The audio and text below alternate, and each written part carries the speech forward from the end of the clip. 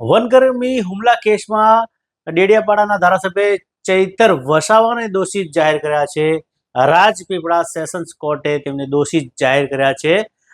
ચૈતર વસાવાના પત્ની સહિત 9 આરોપીઓને દોષિત કરવામાં આવ્યા છે. અગાઉ આ કેસની અંદર ચૈતર વસાવા જેલમાં રહી ચૂક્યા છે, ત્યારે હવે કોર્ટ આ બાબતે શું સજા જાહેર કરે છે તેના પર સૌની નજર છે. નમસ્કાર, તમે જોઈ રહ્યા છો ઇન્ડિયા વોચ. હું છું અમિત પરમાર. રાજપીપળાની અંદર જે વનકર્મી પર હુમલા કેસનો જે કેસ ચાલતો હતો તેની અંદર સેશન્સ કોર્ટે ચૈતર વસાવાને દોષિત જાહેર કર્યા છે અને તેમના પત્ની સહિત 9 આરોપીઓને આમાં દોષિત કર્યા છે. અગાઉ આ બાબતે કેસમાં તેઓ જેલમાં પણ રહી ચૂક્યા છે. ખૂબ જ ચર્ચા આ કેસે પકડી હતી. ત્યારે આ શું છે આ કેસ અને સેશન્સ કોર્ટે શું કહ્યું તે બાબતે આપણે વિગતે ચર્ચા કરી.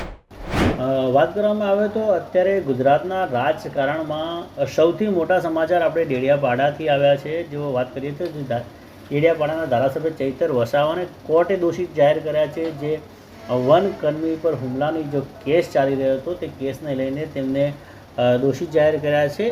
ચૈતર વસાવાના પત્ની સહિત કુલ 9 આરોપીઓને દોષિત જાહેર કરવામાં આવ્યું છે. જો નવેમ્બર 2023માં જે વનકર્મી હતો તેને ઘરે બોલાવીને માર્યાનો જો આરોપ હતો તેના અંદર કોર્ટ દ્વારા સેશન્સ કોર્ટે ચુકાદો આપ્યો છે અને તેમને દોષિત જાહેર કર્યા છે. આ કેસમાં અગાઉ તેઓ જેલમાં પણ રહી ચૂક્યા છે. જ્યારે કેસ થયો ત્યારે તેઓ ફરાર હતા. તે બાદ તેમને જામીન અરજી કરી હતી, આગોતરા જામીનની, પરંતુ કોર્ટે નકારી કાઢી હતી. તે બાદ તેઓ સરેન્ડર પણ થયા અને જેલમાં પણ રહ્યા.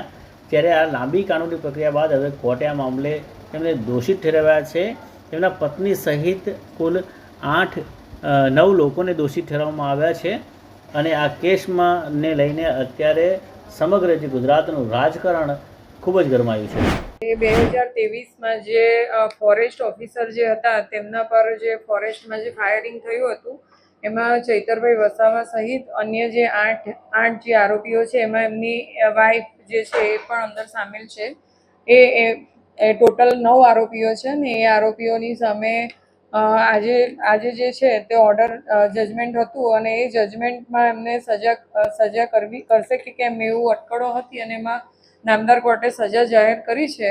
તમામ આરોપીઓને સાંભળ્યા છે નામદાર કોર્ટે. બપોર પછી કેટલી સજા કરવામાં આવે છે અને શું સજા કરવામાં આવે છે બપોર પછી આપણને જાણવા મળશે.